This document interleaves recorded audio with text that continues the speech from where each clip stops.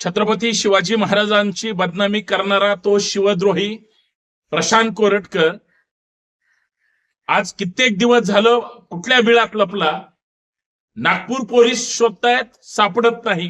Kolhapur police शोधतायत, सापडत नाही. आता दुबईला पळून गेल्याची बातमी प्रसिद्ध झाली. याचा अर्थ मंत्रालयाच्या कुणाच्या तरी आशीर्वादाने त्या ठिकाणी कोरटकर पोलिसांच्या हातावर तुरी घेऊन जर पसार झाला असेल तर हे अत्यंत दुर्दैवी आहे. संभाजी ब्रिगेडच्या वतीनं मी तीव्र शब्दात निषेध करतो. मंत्रालयाचंच कनेक्शन प्रशांत कोरटकरला दुबईला पळून जाण्यासाठी कारणीभूत आहे.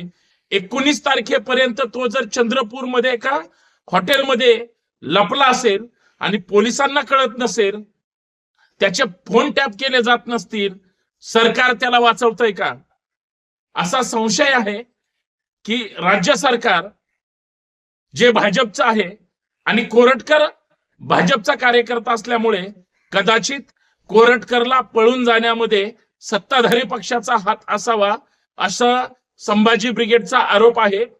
माननीय मुख्यमंत्री, ही अत्यंत दुर्दैवी गोष्ट आहे.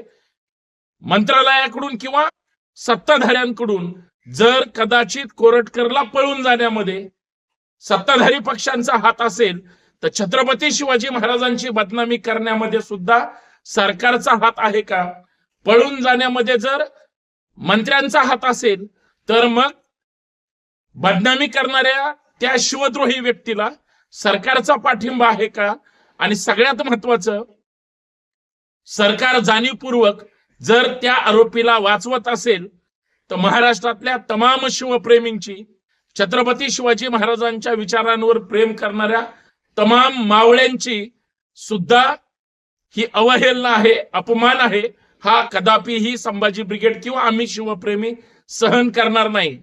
प्रशांत कोरटकर ज्या बिळामध्ये लपला असेल, ज्या दुबईमध्ये लपला असेल, जिथं कुठं असेल, त्याच्या मुसक्या आवळा आणि त्याला महाराष्ट्रामध्ये त्या ठिकाणी पोलिसांच्या ताब्यात द्या. किंवा पोलिसांनी सुद्धा कोरटकरला पळून जाण्यामध्ये जर मदत केली असेल तर पोलीस सुद्धा शिवद्रोही आहेत.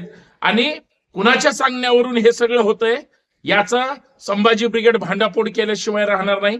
अत्यंत दुर्दैवी घटना आहे. ज्या बिळात कोरटकर लपला असेल त्या बिळातून त्याला बाहेर काढावं अशी संभाजी ब्रिगेडची मागणी आहे.